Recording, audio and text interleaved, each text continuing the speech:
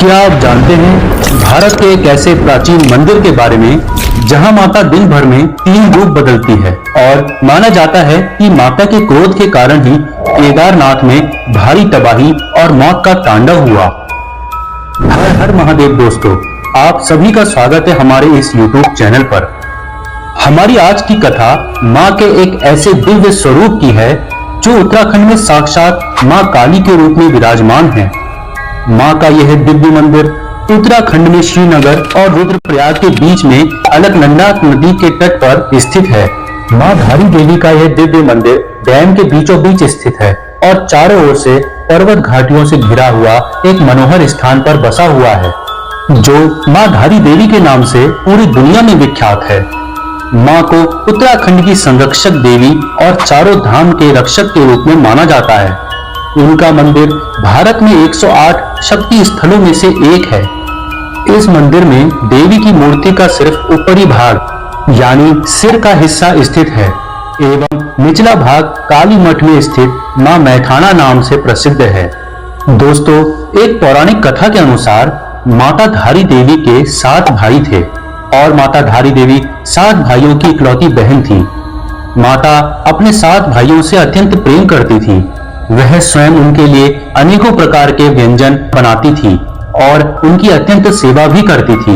यह कहानी तब की है जब मां धारी देवी केवल 7 साल की थी, परंतु जब उनके भाइयों को यह बात पता चली कि उनकी इकलौती बहन के ग्रह नक्षत्र उनके लिए खराब हैं, तो उनके भाई उनसे नफरत करने लगे। वैसे तो मां धारी देवी के 7 भाई मां धारी देवी से बचपन से ही नफरत करते आए थे, क्योंकि मां धारी देवी का रंग बचपन से ही सांवला था। लेकिन मां धारी देवी अपने 7 भाइयों को अपना सब कुछ मानती थी, क्योंकि इनके माता पिता बड़ी जल्दी गुजर गए थे, जिसके कारण धारी देवी का पालन पोषण उनके भाइयों के हाथ से ही हुआ था। धीरे धीरे समय बीतता गया। भाइयों की मां के प्रति नफरत और बढ़ती गई, परंतु एक समय ऐसा भी आया कि मां के 5 भाइयों की मौत हो गई और केवल 2 शादीशुदा भाई ही बचे थे।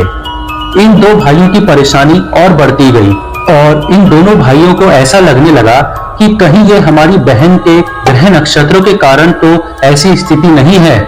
यह सोचकर दोनों भाई डरने लगे, कहीं कहीं हमारी बारी तो नहीं आ गई है।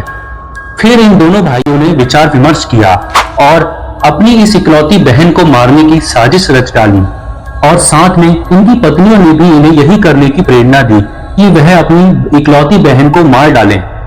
इन दोनों भाइयों ने वही किया। जब वह कन्या अर्थात मां धारी देवी केवल 13 साल की थी, तो उनके दोनों भाइयों ने उनका सिर उनके धड़ से अलग कर दिया और उनके मृत शरीर को रातों रात नदी के तट से प्रवाहित कर दिया। अब दोस्तों, कन्या का सर बहते बहते कलियासौल के धारी नामक गांव तक आ पहुंचा। जब सुबह सुबह का वक्त था, तो धारी गांव में एक व्यक्ति नदी तट के किनारे पर कपड़े धुल रहा था। तो उन्होंने सोचा कि नदी में कोई लड़की बह रही है। उस व्यक्ति ने कन्या को बचाना चाहा और सोचने लगा कि मैं वहां जाऊं तो जाऊं कैसे, क्योंकि नदी में तो बहुत ही ज्यादा पानी था और वह इस डर से घबराने लगा कि वह कहीं स्वयं ही ना बह जाए। धीरे धीरे उसका धैर्य टूटने लगा और बाद में उसने सोच लिया कि वह अब कन्या को नहीं बचाएगा।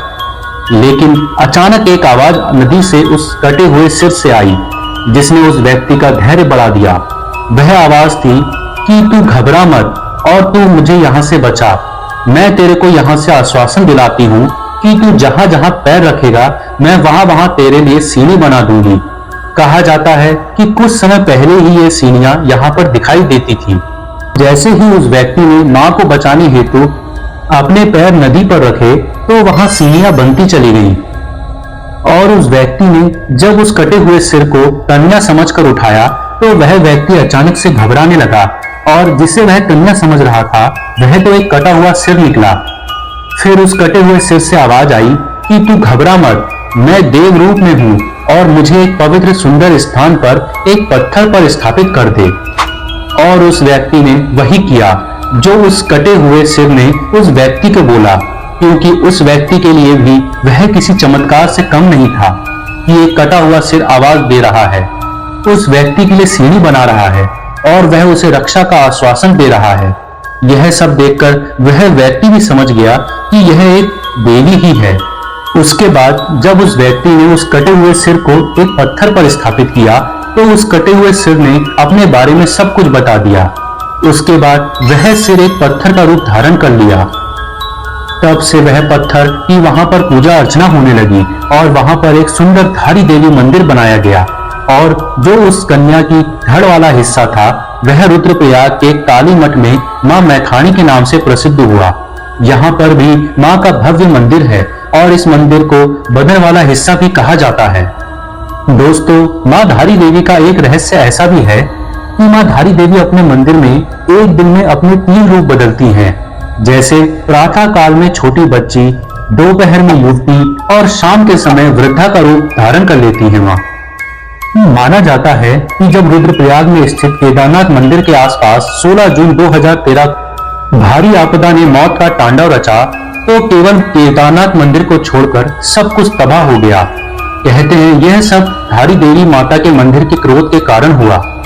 कहा जाता है कि जब सरकार के आदेश के अनुसार 303 मेगावाट की जल विद्युत परियोजना के लिए रास्ता बनवाने के लिए मां धारी देवी को उनके मूल स्थान से स्थानांतरित कर दिया गया तो मां धारी देवी को अत्यंत क्रोध आया और उनके क्रोध के कारण केदारनाथ के आसपास की सब कुछ जगह तबाह हो गई। माना जाता है कि एक स्थानीय राजा ने भी 1882 के दौरान मां धारी देवी को उनके मूल स्थान से हटाने की कोशिश की थी और उस समय भी केदारनाथ में भूस्खलन आया था। दोस्तों, पुजारियों के अनुसार इस मंदिर में मां काली की प्रतिमा द्वापर युग से स्थापित है।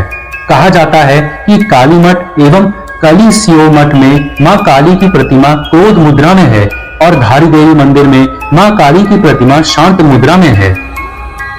धारी देवी के मंदिर की पूजा अर्चना धारी गांव के पांडे ब्राह्मणों द्वारा की जाती है। मां धारी देवी को जन कल्याणी होने के साथ साथ दक्षिणी काली मां भी कहा जाता है। मंदिर में प्रतिवर्ष चैत्र और शारदीय नवरात्रि में हजारों श्रद्धालु अपनी प्रार्थना को पूरी करने के लिए मां के मंदिर में दूर दराज से आते हैं। धारी देवी मंदिर में ज्यादातर नव विवाहित जोड़े अपनी मनोकामना को पूर्ण करने हेतु मां के मंदिर में पहुंचते हैं। मां धारी देवी को मां शक्ति के रूप में, महाकाली के रूप में पूजा जाता है। आशा करता हूं आपको हमारी आज की कथा अच्छी लगी होगी। अच्छी लगी हो तो लाइक अवश्य करिएगा। कमेंट में एक बार मां धारी देवी का जयकारा अवश्य लगाइएगा। जय मां आदिशक्ति।